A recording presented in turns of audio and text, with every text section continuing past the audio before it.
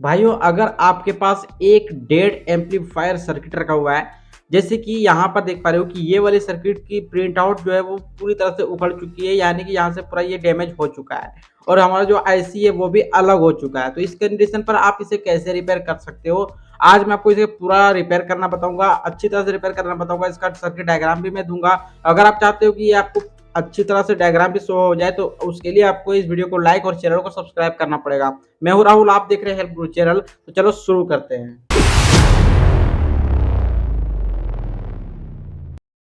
देखो यहाँ पर आपको थोड़ा सा स्टेप आपको समझना पड़ेगा। अगर स्टेप को फॉलो नहीं करते हो तो आप यहाँ पर कोई भी एम्पलीफायर हो, चाहे वो 6283 हो, चाहे वो अलग वाला 4440 एम्पलीफायर हो, आप किसी का भी कनेक्शन नहीं कर पाओगे। सबसे पहले आपको बात करना है, यहाँ पर देखना होगा कि आपकी जो आईसी है वो कितने नंबर की है, उसके पिन आउट कौन से है। जैसे कि यहाँ पर देखो, इस पर टोटल हमें कितना पिन देखने को मिलता है वो मैं आपको सबसे पहले काउंट करके दिखाता हूँ। 1 2 3 4 5 6 7 8 9 10 11 12, यहाँ पर टोटल 12 पिन हमें देखने को मिल जाते हैं। अब इसके पिन आउट्स की बात करें तो पिन आउट्स आप कहाँ से देख सकते हो, तो आप सिंपली गूगल पर सर्च करके देख सकते हो। जैसे कि ये कितना है, CD6283 आपको लिखना है और बगल में लिख देना है, साइड में लिखना है पिन आउट्स या डाटा शीट। ये दोनों में से कोई भी दिखोगे तो आपको पूरा शो हो जाएगा। जैसे कि अभी आप साइड पर देख सकते हो, इसका जो पूरा डाटा शीट है वो आपको यहाँ पर दिख रहा है, जिसमें से आपको इंपॉर्टेंट समझना है पॉजिटिव और नेगेटिव को।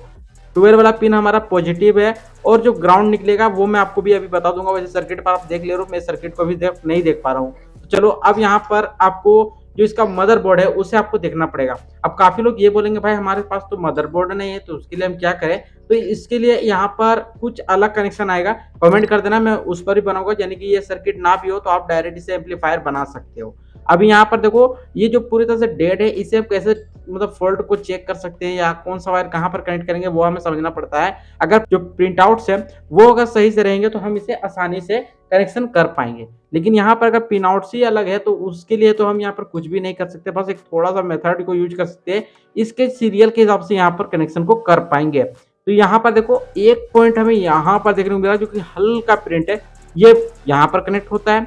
सेकेंड यहाँ से निकलेगा और इस वाले पॉइंट पर कनेक्ट होगा। एक यहाँ से पॉइंट निकला हुआ जो कि यहाँ पर कनेक्ट हो जाएगा और एक यहाँ पर, लेकिन इस जगह पर तो हमारा कोई भी प्रिंट आउट नहीं है, तो यहाँ पर सबसे ज्यादा प्रॉब्लम होगा।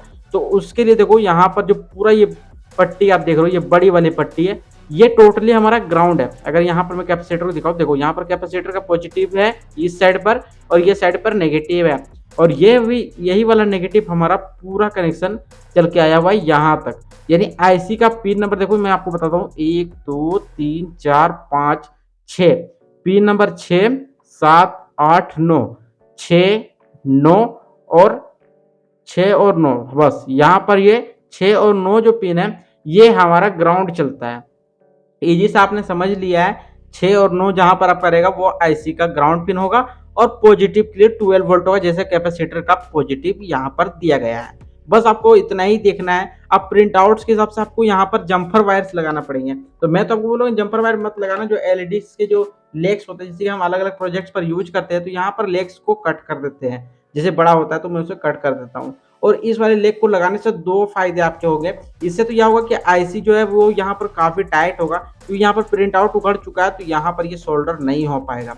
तो यहाँ पर एक एक करके यहाँ पर मैं सबसे पहले इसे सोल्डर करता हूँ और उसके बाद इसके आईसी को भी यहाँ पर कनेक्ट करेंगे, जिससे हमें पता चलेगा कि आईसी हमारा परफेक्ट अच्छी तरह से काम कर रहा है या नहीं कर रहा है। तो मैं इसे कर लूँ या आपको साथ में दिखाऊँ, मुझे नीचे कमेंट करो सबसे पहले। वाह, आपने तो यह कमेंट किया कि भाई आप हमें दिखाओ कि इसका कनेक्शन कैसे करना है। तो चलो मैं म्यूजिक लगा देता हूँ और इसका फटाफट कनेक्शन करते हैं स्पीड में।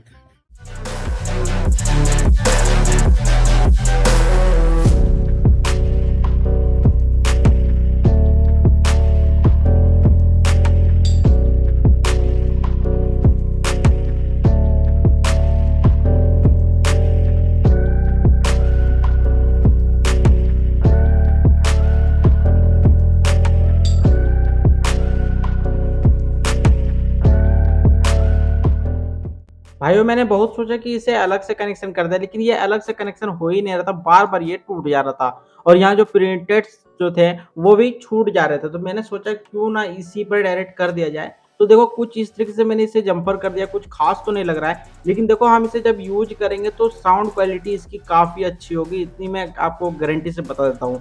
अभी देखो इसका कनेक्शन कैसे मैंने किया है वो मैं आपको शॉर्टकट ट्रिक से बता देता हूँ। जैसे कि देखो आईसी का जो अपोजिट साइड का डायरेक्शन है, यानी कि जो जो जिस साइड पर आपको यहाँ पर देखो लिखा हुआ प्रिंट जो रहेगा वो आपको फ्रंट पर रखना है, और हमेशा जिस साइड आपको 12 वोल्ट इनपुट देना होगा उस साइड पर ही आपका आईसी का 12 पिन आना चाहिए।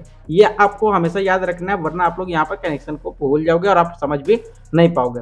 अभी देखो यहाँ पर कनेक्शन काफ़ी ईजी था, तो मैंने यहाँ पर सेम डायरेक्ट जम्पर के हिसाब से इस तरीके से मैंने किया है। और देखो कोई भी वायर एक दूसरे से टच नहीं करने वाला है, पूरी अच्छी तरह से मैंने यहाँ पर इसका जम्पर वायर कर दिया है। अभी चलो मैं आपको बता भी देता हूँ कि इसके कनेक्शन कहाँ पर करने होते हैं, किस जगह पर हम वॉक्स केबल देंगे या किस जगह पर हम इसका स्पीकर का आउटपुट ले सकते हैं, वो भी मैं आपको अभी बता देता हूँ। देखो जैसे कि मैंने आपको पिछले वाले वीडियो पर साफ साफ बताया है कि जब भी हमारा वॉक्स केबल का जो इनपुट आएगा वो हमेशा हमारा रेजिस्टेंस से आता है। अब इस जगह से तो आपको शायद पता ना चले, पर यहाँ पर देखो आपको दो रेजिस्टेंस देखने को मिल जाएंगे, एक यहाँ पर है एक, और दूसरा हमें यहाँ पर देखने को मिल जा रहा है। तो ये दोनों रेजिस्टेंस जो है वो ऑक्स केबल के ही होने चाहिए। अब होने चाहिए मतलब कन्फर्म भी हमें होना है। तो ये देखो एक हमारा यहाँ पर ऑक्स केबल लगेगा और एक हमारा यहाँ पर ऑक्स केबल लगेगा। काफी लोग ये भी करते हैं कि इस जगह पर लगा देते हैं, यानी कि रेजिस्टेंस के ऊपर वाले पिन पर, यानी कि एक यहाँ पर और एक यहाँ पर। ये गलती मत करना, हमेशा रेजिस्टेंस का जो आउटपुट पिन जब भी छूटा हुआ मिलेगा ना, समझ जाना कि वहीं पर आपको जो ऑक्स केबल का कनेक्शन वो करना है। अब स्पीकर का आउटपुट कहाँ पर करेंगे भैया, ये तो हमें बता दो। तो मैं आपको यहाँ पर देखो स्पीकर का आउटपुट किस लिए यूज होता है, कितने ओम्स का यूज होता है, उसके हिसाब से यहाँ पर एक कैपेसिटर को लगाया जाता है। अब यहाँ पर इतने सारे कैपेसिटर है, तो सेम वही प्रोसेस को मेथड को यूज करना है। जिस कैपेसिटर से आपको आउटपुट पिन छोड़ा हुआ मिलेगा, समझ जाओ कि उसी वाले कैपेसिटर पर आपका स्पीकर का आउटपुट भी निकलेगा।